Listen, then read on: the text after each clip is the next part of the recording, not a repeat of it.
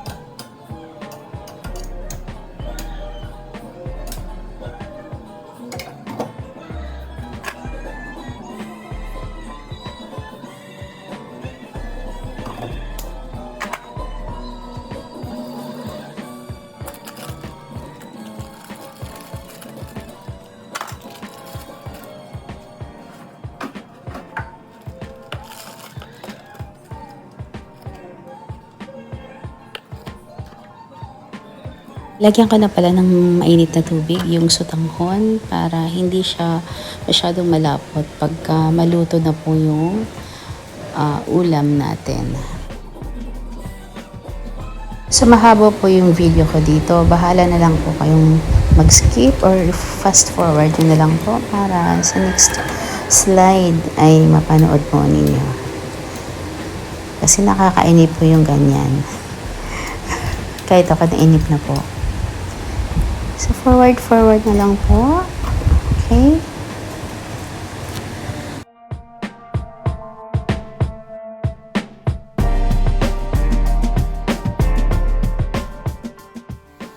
Okay, so dito si Mr. na ang kumukuha sa akin ng video. So, andyan na po lahat. So, as you can see, golden brown na po yung ating karne. Na nakadagdag po sa kulay yung kamatis na pinitpit po natin. Okay, hinalo ko lang po siya. Ayan po. Then, naglagay po tayo ng toyo dito. Diba? May pa-zoom pa si Mister. So, ayan po. Naglagay po tayo ng toyo.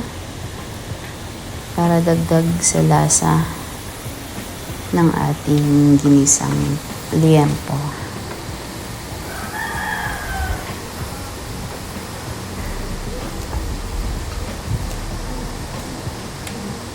Okay, naglagay po tayo ng tubig.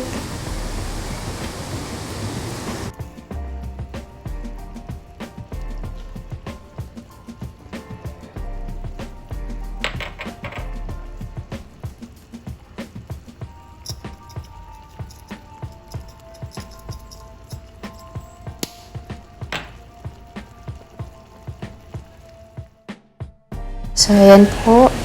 Luto na po ang ating ginisang liempo.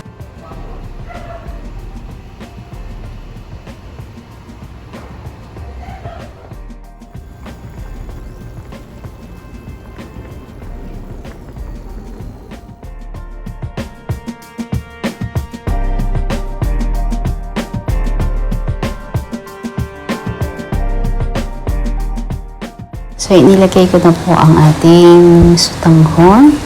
So, 2 pack po ng sotanghon ang nilagay ko dyan.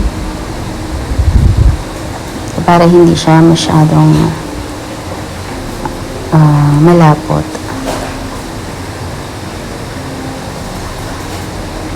Halo lang po. Hanggang sa maluto ang ating sotanghon. See, nakita niyo yan. Ang ganda tingnan. At promise, masarap po talaga siya. Marami pong sustansya ang ating ginawang ulam for today's video.